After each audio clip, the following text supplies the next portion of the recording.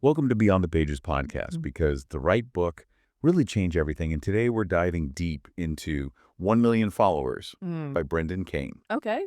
So have you ever imagined uh, having 1 million people just hanging on your every word? Yeah.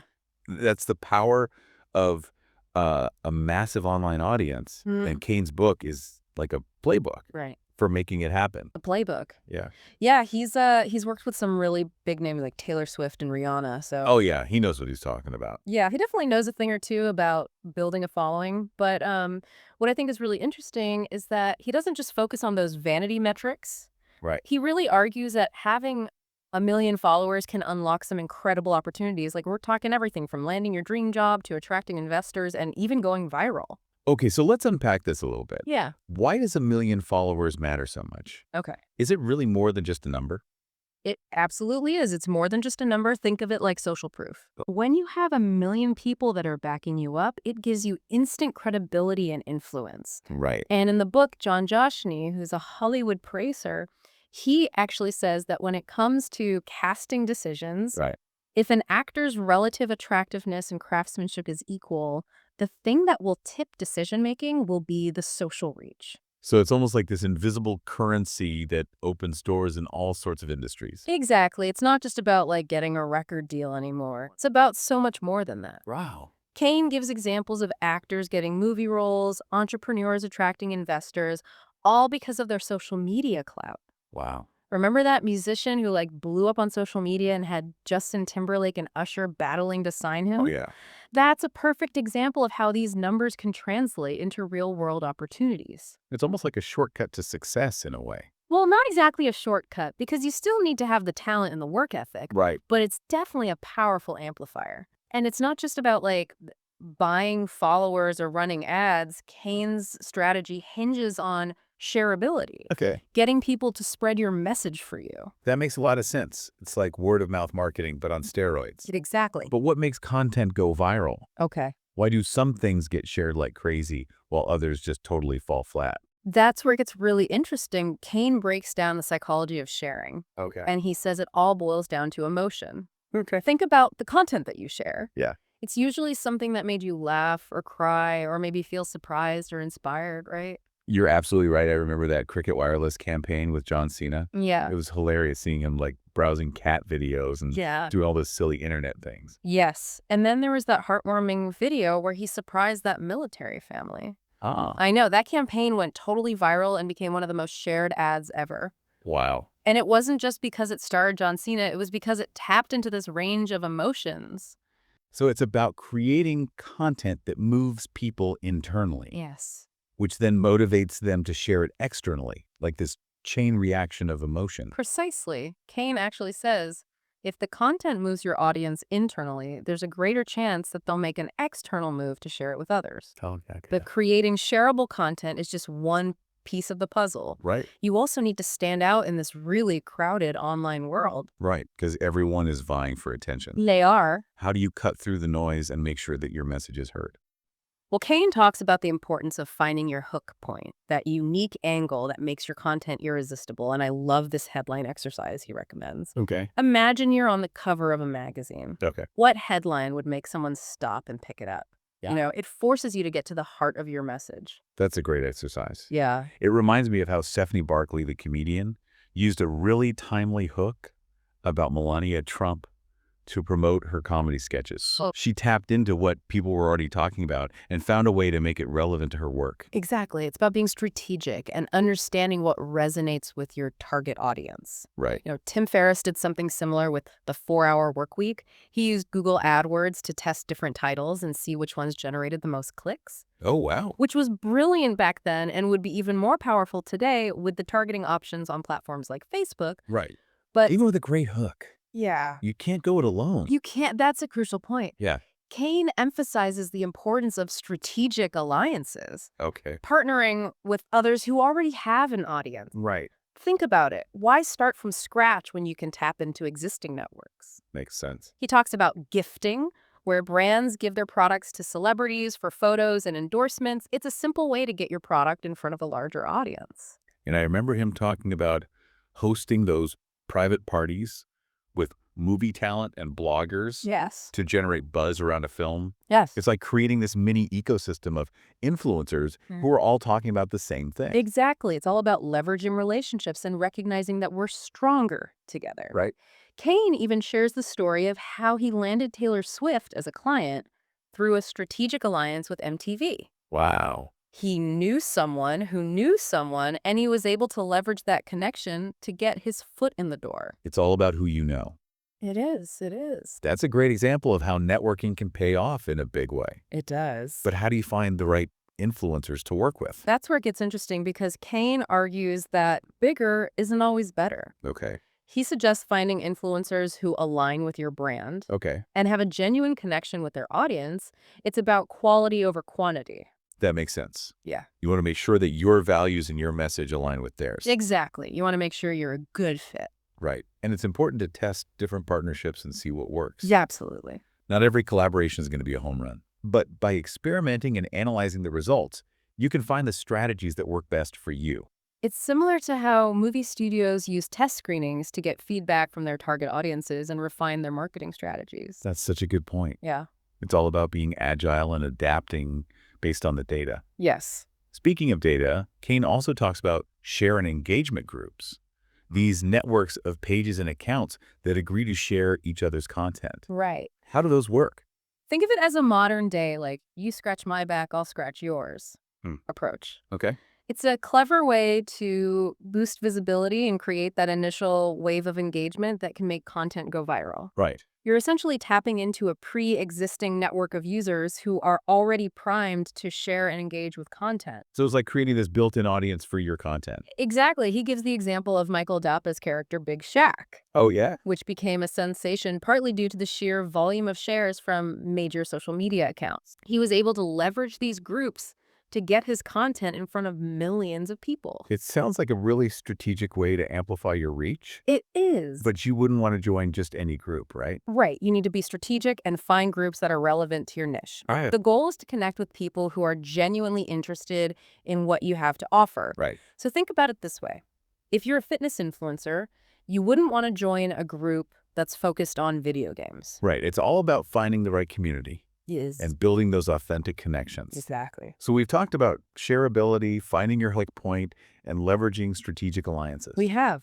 But what happens when you want to kind of break out of your current market and reach a global audience? That's where Kane gets really excited. He calls emerging markets the untapped opportunity for growth. Okay. And he points out that you can often acquire followers in places like India for a fraction of the cost of acquiring them in the US or the UK. Oh. So it's about thinking outside the box and recognizing that there's this whole world of potential customers out there. It's almost like the secret weapon for growth. It can be. He emphasizes the cost advantages and the potential for rapid scaling in these markets. Okay. He even talks about how he's able to generate followers for as low as 6 or 7 cents each in the US and UK, but says you can often get a follower for a penny or even less in places like India. That's a huge difference. It is. And I remember him talking about WhatsApp and how they initially focused on gaining users in cheaper markets, building a stellar reputation, Yes. and then using that momentum to conquer larger markets. It's a brilliant strategy, especially for companies with limited resources. Right.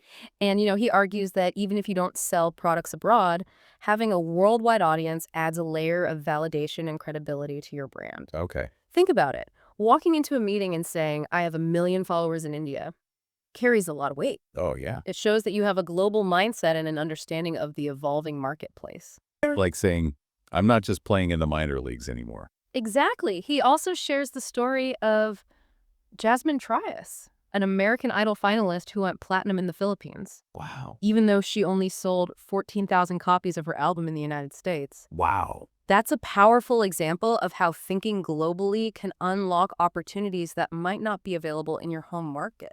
That's amazing. It's like she found her niche in a completely different part of the world. She did. And he even mentions that it can be easier to secure deals with global brands in emerging markets because you're a novelty. Oh, okay. They're more likely to give you access and take you seriously because you've made the effort to connect with their market. That's a good point. So it's about building bridges and recognizing that the world is becoming increasingly interconnected. So it's not just about translating your content. No. It's about understanding cultural nuances and tailoring your message to resonate with these different audiences. Exactly. And he emphasizes the importance of creating content that transcends language barriers. So think visual humor, relatable experiences, and universal themes that resonate with people regardless of their background. I like that. He uses the example of Jokin Media, a company that licenses and distributes viral comedic fail videos. Ooh. Because, as he says, an ouch is an ouch in any language. It's a simple but powerful truth. It is. Okay, so we've covered a lot of ground here. We've talked about the importance of shareability, finding your hook point, leveraging strategic alliances, and even going global. We have. What does this all mean for our listeners? Okay. What's the biggest takeaway from this deep dive into 1 million followers so far? For me, it's the idea that building a massive online presence isn't just about chasing vanity metrics. It's about creating meaningful connections, understanding your audience, and providing value through shareable content. And it's about being strategic, Yes, testing different approaches, leveraging partnerships, and even venturing into these new markets. absolutely. And ultimately, it's about recognizing that the power of social media lies in its ability to connect us and amplify our voices. We've only scratched the surface of 1 million followers. Yeah. There's so much more to explore. There is. Now let's dive into some platform specific strategies. Right? While Facebook is all about shareability, Yeah. Instagram is where visual storytelling really takes center stage. Sure. It's a whole different game. Definitely. And Kane has some really interesting insights on how to kind of crack the Instagram code. He does. He says growth might be slower on Instagram compared to Facebook, Right? but there are ways to speed things up. There are. I was particularly intrigued by his discussion of power likes. Yeah. What are those exactly? It's fascinating, isn't it? Yeah. Think of it like this. Imagine a group of Instagram users Right. with large followings who decide to team up and support each other's content. Okay. They like and comment on each other's posts right away, creating this surge of early engagement. So it's like giving the algorithm a signal that this content is worth boosting. Exactly. The Instagram algorithm sees this flurry of activity as a sign that the content is engaging and relevant, Okay. making it more likely to push it to the Explore page. And getting featured on the Explore page is like hitting the jackpot, right? Is. It exposes your content to this huge audience of people who might not have found you otherwise. Absolutely. It's like getting prime real estate in the Instagram world. Wow. And Kane recommends a couple of strategies for tapping into this power likes phenomenon. Yeah. One is joining engagement groups, Okay. which are essentially groups of users who agree to support each other's content. Right. It's like this collaborative effort to boost everyone's visibility. It sounds like a smart way to kind of game the system in a way. Well, it's not about manipulating the algorithm. It's about understanding how it works Right. and using that knowledge to your advantage. Right. It's like playing chess. You need to think several moves ahead. And then there's the more aggressive approach of finding large pages or networks of pages that are willing to advertise on your account in exchange for a guaranteed follower package. So you're essentially paying for exposure and a quick boost in followers. It can be a quick way to build your audience, but Kane stresses that you need to be careful who you partner with. Not all influencers are created equal, and some may have fake followers or engagement that won't translate into real results. It's like anything else, you need to do your due diligence and Mhm. make sure you're investing wisely. Exactly. And beyond power, like Santalas, Kane emphasizes the importance of using behind-the-scenes moments on Instagram. Okay. He argues that giving your audience a glimpse into your process, your personality in those unscripted moments can make you feel more relatable. It's like letting people in on the secret sauce in a way. Right. It's about building that authentic connection that makes people want to follow you and engage with your content. Yeah. He gives the example of the World Surf League and how they use Instagram stories to share funny real-time moments that wouldn't necessarily make it onto their more polished Facebook page. Right. It's a smart strategy because it gives a different perspective, a more human side to their brand. Exactly. It's not just about perfect waves and competitions. It's about the people behind the scenes. Exactly. And it's a reminder that each platform has its own unique strengths, and that tailoring your content to the specific audience and format of each platform is key. Okay, so we've talked about Facebook and Instagram. Yeah. Let's move on to YouTube. Okay. This is where Kane really dives into the nitty-gritty of creating viral video content. He does. He shares some fascinating insights from top YouTubers like Roman Outwood and Julia Stain, who have clearly figured out what it takes to create videos that get millions of views. Wow. And one of the most surprising things I learned is how quickly you need to hook viewers on YouTube. You mean like in the first few seconds? Literally seconds. Kane says you have like a tiny window of opportunity to capture someone's attention before they click onto the next video. Wow. It's a much faster pace than other platforms. That makes sense when you think about how much content is out there. It does. It's like this constant battle for eyeballs. Exactly. So how do you create those thumb-stopping videos that make people want to watch more? Right. Kane emphasizes the importance of the unexpected. Okay. Think twists, surprises, and those whoa moments that make people want to share the video with their friends. So it's not just about having good content. It's about having content that keeps people on the edge of their seats. It's about creating an experience that's memorable and share-worthy. Right. And in terms of format, he talks a lot about the rise of vertical video, especially for comedy skits and narrative-driven content. Right. It's a format that's designed for mobile, which is where a lot of people are consuming YouTube content these days. That's a good point. Yeah. I know I watch most of my YouTube videos on my phone. Exactly. And vertical video can help you stand out from the sea of landscape-oriented content that dominates YouTube. Right. But it's not just about the visuals. Right. Kane stresses that clear audio and strong storytelling are crucial regardless of the format. You're right. I've definitely clicked away from videos that had bad audio, no matter how interesting the visuals were. It's the foundation, and he reminds us that each piece of content should stand on its own. Yeah. You can't rely on the fact that people have seen all your previous videos. Right. Each video needs to be engaging enough to capture someone's attention from scratch. It's like starting fresh every time. It is. You can't rest on your laurels. You can't. And he encourages creators to think beyond their core subject matter. Okay. He argues that sharing moments from your brand's lifestyle can be just as powerful as focusing solely on your product or service. So it's about showing the human side of your brand, the people, and the values behind the product. Yes, and he jokes that sunsets and videos of dolphins always seem to do well, too. How?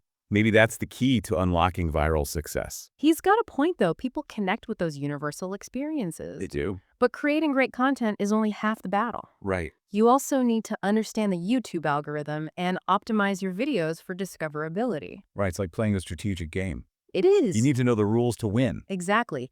Kane suggests focusing the bulk of your content creation efforts on YouTube and then using other social media platforms to drive traffic back to your channel. So it's about concentrating your energy on one platform Yeah. to build a solid foundation and then expanding outward.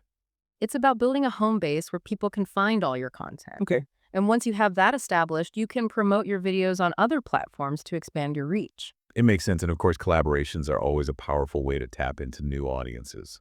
Definitely. Kane emphasizes that you don't need to partner with someone with millions of subscribers right away. Even collaborating with someone who has a slightly larger following than you can make a big difference. It's about leveraging each other's strengths and building a community of creators who support each other. Chris Williams, former chief audience officer at Maker Studios, calls it creating a conference of cool, which I love. I like that. It's about aligning your brand with something that already has a loyal following.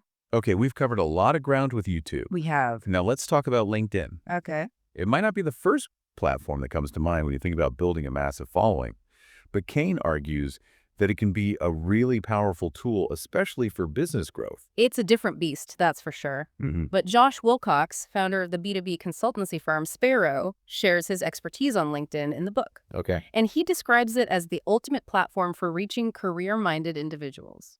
So it's less about going viral and more about targeted networking and building professional relationships. Exactly. And while Facebook might be better for reaching a broad audience with inexpensive ads, LinkedIn allows you to get really specific with your targeting. Oh, wow. You can focus on job titles, industries, company size. It's incredibly precise. Wilcox actually calls LinkedIn ads sniper targets versus Facebook's shotgun approach. I love that analogy, but that precision comes at a price. Yeah. LinkedIn ads are notoriously expensive, often costing $6 to $9 per click.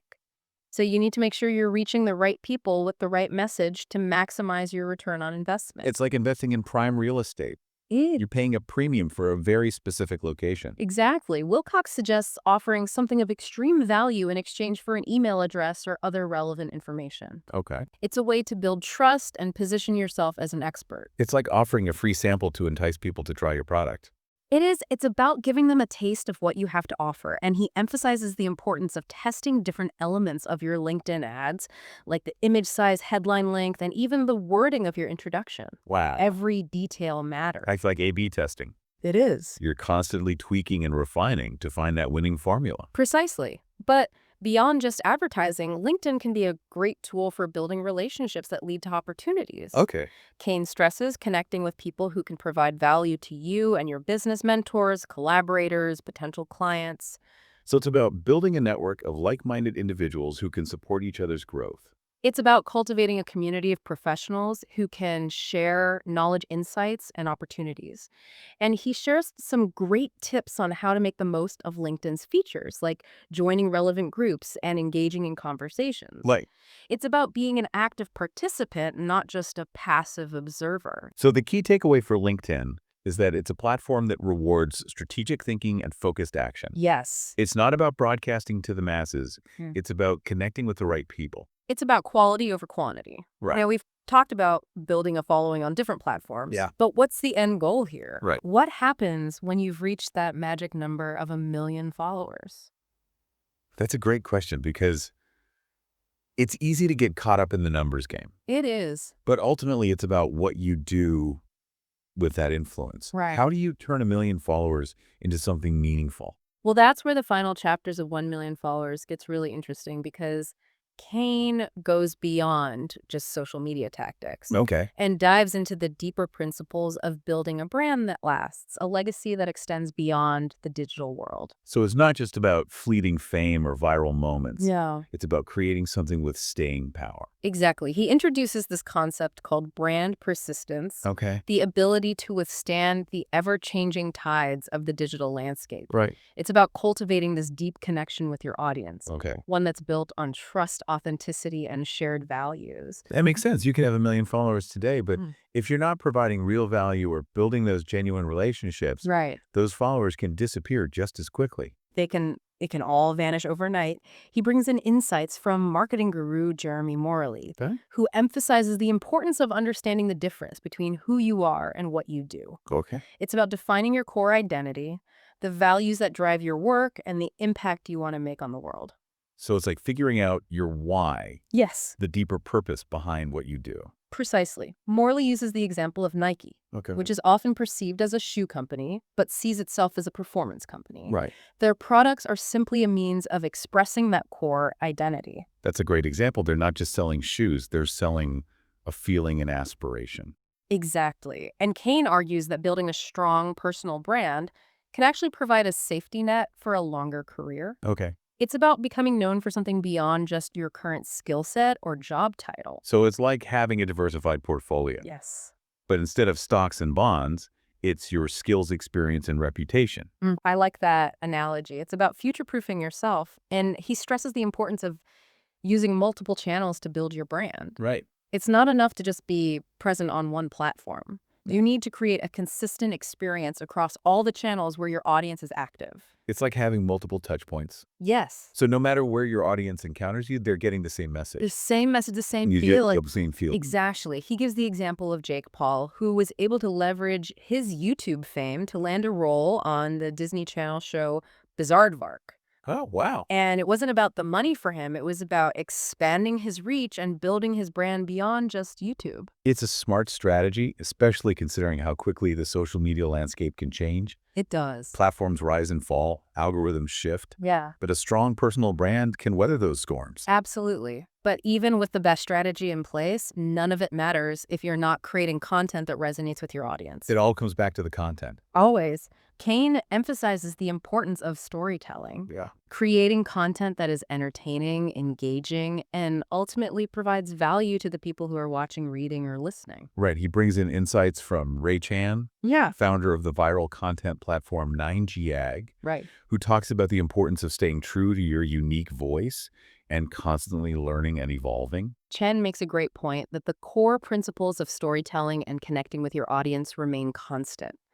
But the way you package and deliver that content needs to adapt to the ever-changing demands of different platforms. So it's about being adaptable and innovative, finding new ways to tell your story and engage your audience. Exactly. And he emphasizes the importance of building a strong relationship with your audience and treating your fans like friends. It's about creating a sense of community and belonging, making people feel valued and appreciated. So building 1 million followers isn't just about achieving a number. No. It's about building a community of people who share your values, your vision, and your passion. Absolutely. And ultimately, Kane argues that it's about using your influence to make a positive impact on the world. Right. He challenges creators to think about the legacy they want to leave behind, the values they want to promote, and the difference they want to make. It's about using your platform for good, leveraging your influence to create positive change. Exactly. He encourages us to dream big, to shoot for the moon, and to never stop pursuing our passions. And he reminds us that the only way to truly lose is to quit. Right. As long as you keep creating, keep connecting, and keep striving to make a difference, you're on the right track. You are. So as we wrap up this deep dive into 1 million followers, what's the biggest takeaway for you? For me, it's the understanding that building a massive online audience isn't just about mastering a set of tactics. No. It's about cultivating a mindset of persistence, adaptability, and a genuine desire to connect with and provide value to others. It's about recognizing the power of community, the importance of authenticity, and the potential for social media to be a force for good in the world. And it's about never underestimating the impact that one person with a clear vision and a passionate voice can have. That's right.